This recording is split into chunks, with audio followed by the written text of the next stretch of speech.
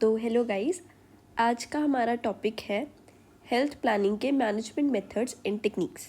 तो इस वीडियो में हम हेल्थ प्लानिंग के मैनेजमेंट मेथड्स पढ़ेंगे, जो कि आपके यूनिवर्सिटी एग्ज़ाम्स के लिए भी एक इम्पॉर्टेंट क्वेश्चन है। तो मैनेजमेंट मेथड्स हमारे पास दो तरीके के होते हैं, एक तो बेस्ड ऑन बिहेवियरल साइंसेस, दूसरा क्वांटिटेटिव मेथड्स। अब methods based on behavioural sciences में हमारे पास 5 आते हैं। First one is organisational design, जिसमें हम क्या देखेंगे कि एक हेल्थ सर्विस को हमें इस तरीके से डिज़ाइन करना चाहिए, एक ऑर्गेनाइजेशन को इस तरीके से डिज़ाइन करना चाहिए ताकि हमारे पास वो लोगों के जो नीड्स और डिमांड्स हैं उसको फुलफ़िल कर पाए।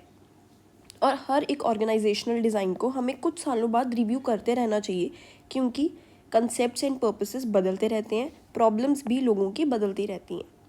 सेकंड हमारे पास आता है पर्सनल मैनेजमेंट, जिसमें हमारे पास क्या आता है कि हमें एक सही तरीके से, एक प्रॉपर मेथड से हमें लोगों को सिलेक्ट करना है, उनको ट्रेन करना है, मोटिवेट करना है और उनके रिस्पॉन्सिबिलिटीज़ और रोल्स उनमें हमें डिवाइड कर देने हैं। उसके बाद हमारे पास थर्ड आता है कम्युनिकेशन।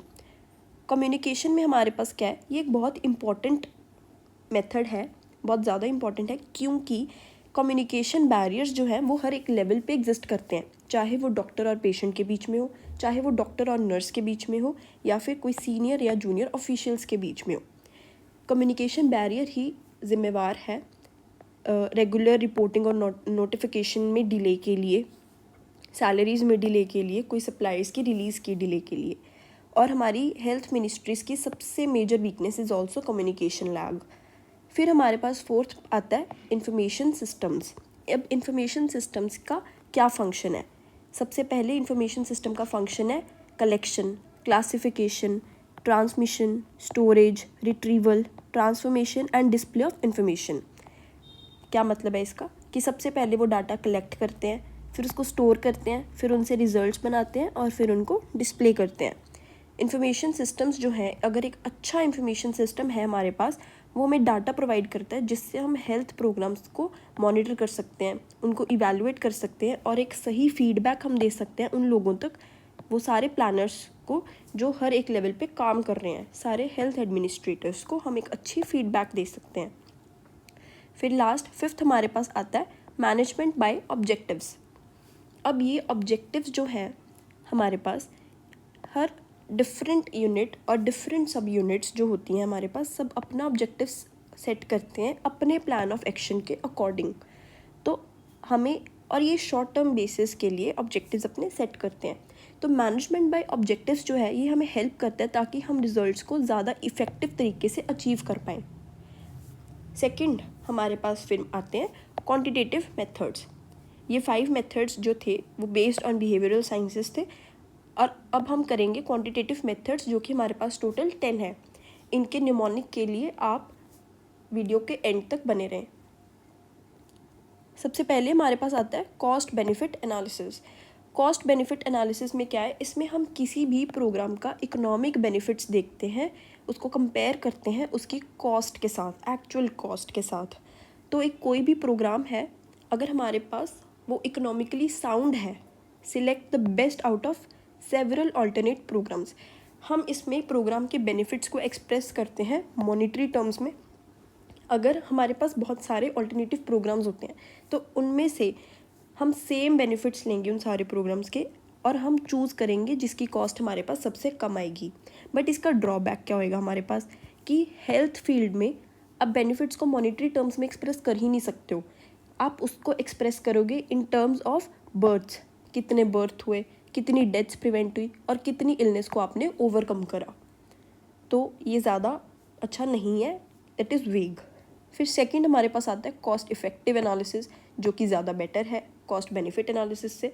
इसमें हम रिजल्ट्स को एक्सप्रेस करते हैं, बेनिफिट्स को एक्सप्रेस कैसे करते हैं, in terms of results achieved, कि कितना हमें रिजल्ट मिला, कितनी लाइफ्स हमने बचाई, कितने डेज लोग डिजीज़ फ्री रहे।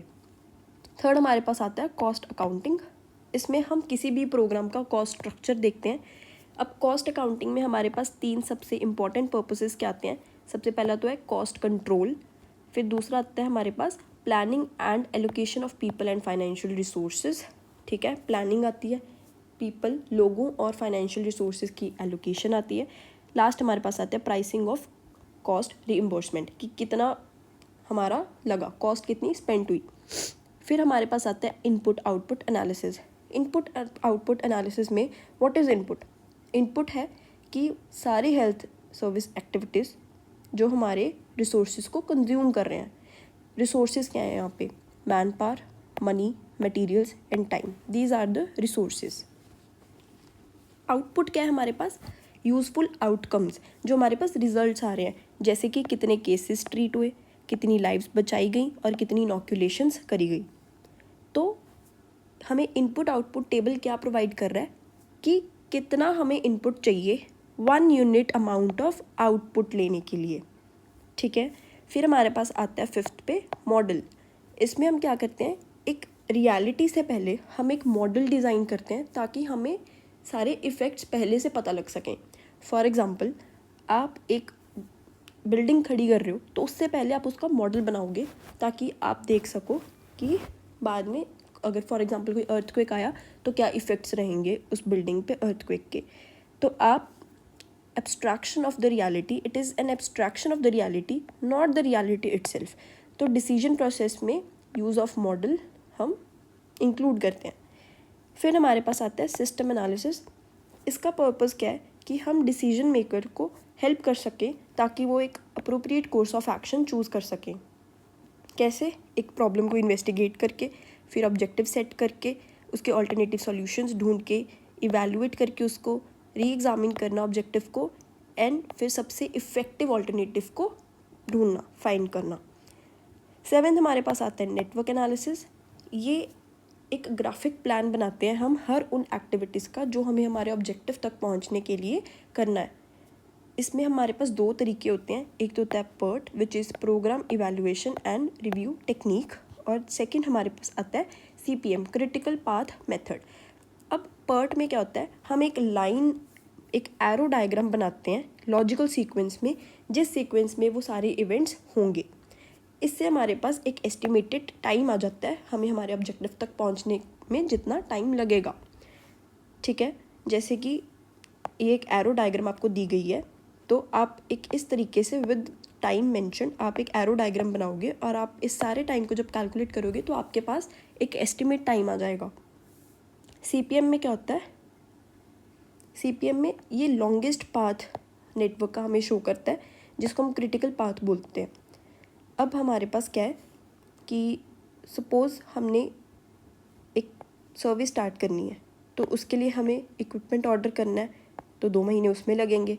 10 मंथ्स में इक्विपमेंट इंस्टॉल होएगा।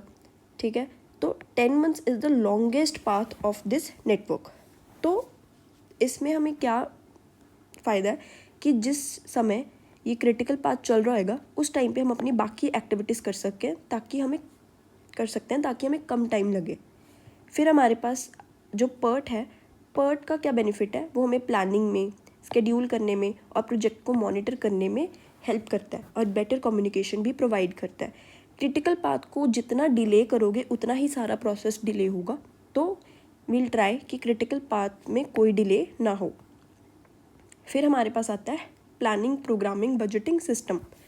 ये डिसीजन मेकर्स को हेल्प करता है रिसोर्सेज को एलोकेट करने में ताकि हम उनको बहुत इफ़ेक्टिव वे में यूज़ कर सकें अपने ऑब्जेक्टिव्स तक पहुंचने के लिए। इसके लिए हमें एक ज़ीरो बजट अप्रोच भी दी गई है, जैसे जिसका मतलब है कि सारे बजट्स ज़ीरो से स्टार्ट होंगे और किसी को कोई बजट नहीं दिया जाएगा अनटिल एंड अनलेस वो इंसान अपने लास्ट ईयर का डाटा प्रोवाइड नहीं करता। मतलब क्या है कि आपको पहले अपना लास्ट ईयर का डाटा देना होगा, फिर आपको सिर्फ बजट दिया जाएगा।